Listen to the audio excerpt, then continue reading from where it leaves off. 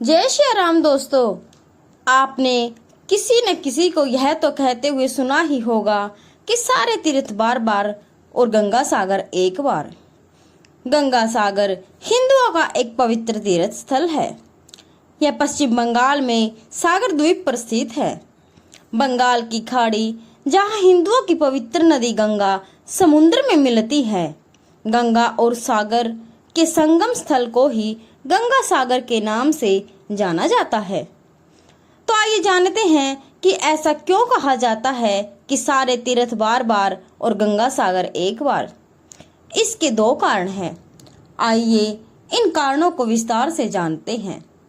पहला कारण है गंगा सागर धाम की यात्रा और वहां पर स्नान करने के 10 अश्वमेध यज्ञ और 1000 गायें दान करने का पुण्य मिलता है।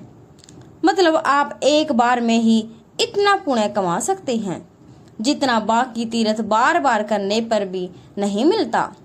इसी महत्व के कारण तो गया ना सारे तीर्थ बार बार और गंगा सागर एक बार। गंगा सागर धाम को सभी पापों से मुक्ति दिलाने व मोक्ष प्रदान करने वाला माना गया है। इसलिए मकर संक्रांति को लोग भारी संख्या में यहाँ स्नान करने के लिए आते हैं। महाकुंभ के बाद गंगा सागर का मेला दूसरा सबसे बड़ा मेला है, जिसमें इतने लोग इकट्ठे होते हैं। जिस प्रकार गंगा जी ने महाराज सागर के 6000 पुत्रों को मुक्ति दी थी, उसी प्रकार लोग यहाँ पर अपने पूर्वजों का पिंडदान और तर्पण करके उनकी मुक्ति की कामना भी करते हैं।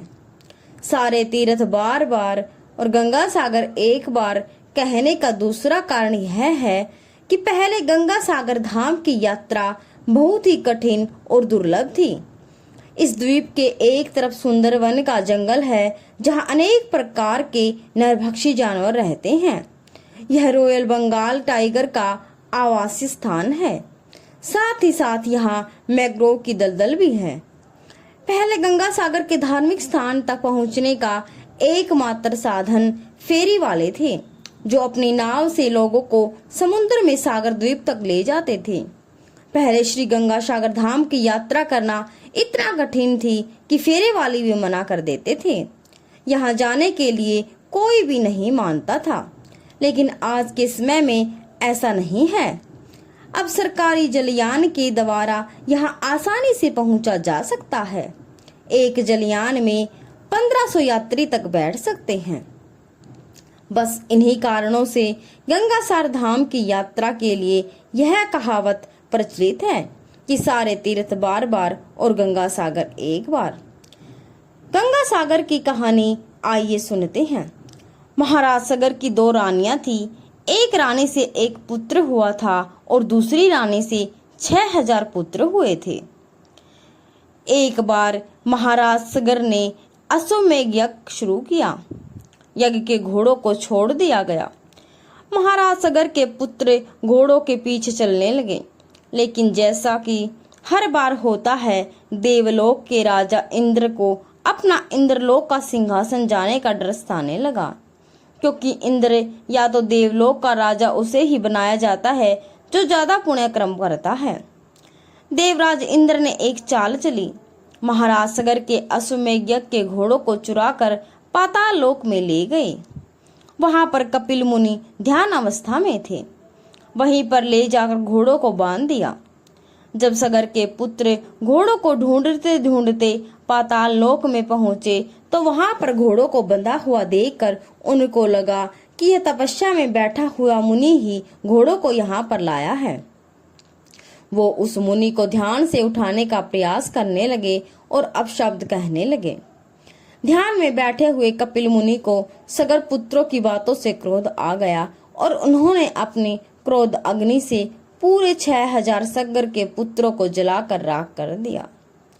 सागर पुत्रों की आत्मा मुक्ति ना मिलने के कारण भटकने लगी। महाराज सागर ने कपिल मुनि से प्रार्थना की कि वह उनके पुत्रों की आत्मा को मुक्ति दिला दे। तब कपिल मुनि ने कहा कि जब स्वर्ग की मंदाकिनी को धरती पर लाकर उसमें सागर पुत्रों की अस्थियों का तर्पण किया जाएगा, तब ही इन आत्माओं को मुक्ति मिलेगी।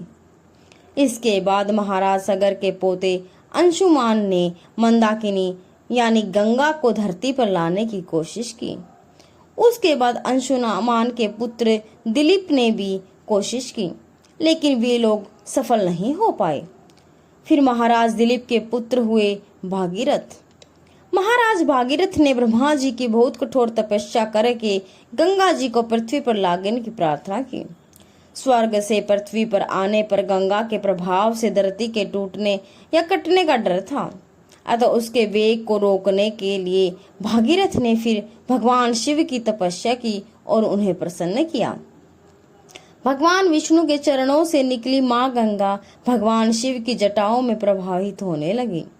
फिर भगवान शिव की जटाओं से गंगा नदी बहकर हिमालय से निकलती हुई महाराज भागीरथ के पीछे पीछे पाताल लोक तक पहुंच गई, जहां पर 6000 सगर के पुत्रों की अस्थियां और राख पड़े हुए थे। मां गंगा के जल से सगर पुत्रों की आत्माओं को मुक्ति मिल सकी। जिस दिन समुद्र के पानी को महर्षि अगस्त्य ने पीकर खाली कर दिया था, वह फिर से भर गया। जहां पर मां गंगा ने सगर पुत्रों को मुक्ति दी थी, उस स्थान को श्री गंगा सागर धाम के नाम से जाना जाता है। हिमालय से निकलती हुई गंगा इस स्थान पर समुद्र में मिल जाती है। बंगाल की खाड़ी में स्थित गंगा सागर को हिंदुओं का बहुत ही पवित्र स्थान माना गया है। यहाँ पर मकर संक्रांति के दिन स्नान करने पर 10 अश्वमेध यज्ञ या 1000 गायों के दान करने का पुण्य लाभ प्राप्त होता है। वैसे तो सागर द्वीप वर्ष भर सुनसान ही रहता है, लेकिन मकर संक्रांति के समय यहाँ जबरदस्त भीड़ रहती है। साधु संतों का जत्था और श्रद्धालुओं का समूह आपको महाकुंभ की याद दिला देता है।